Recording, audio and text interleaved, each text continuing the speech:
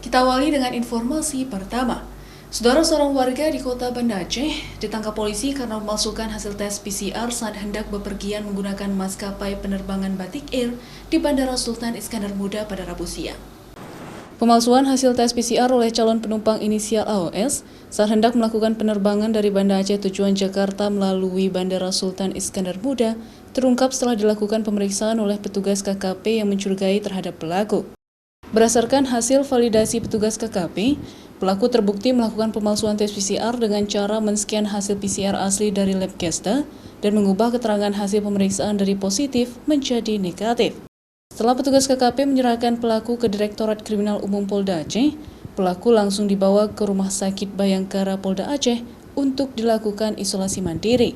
Karena yang bersangkutan memberikan keterangan palsu pada akte yang akte otentik itu di pasal 263, dan kita saat ini yang bersangkutan kita proses, kita saat ini dilakukan isolasi di Rumah Sakit Bayangkara dan sudah kita PCR kemarin, kemungkinan hari ini keluar hasil PCR-nya dan kita lakukan sesuai dengan proses hukum yang berlaku.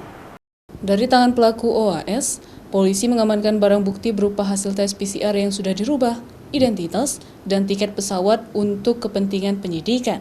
Akibat perbuatannya, pelaku akan diproses sesuai dengan hukum yang berlaku.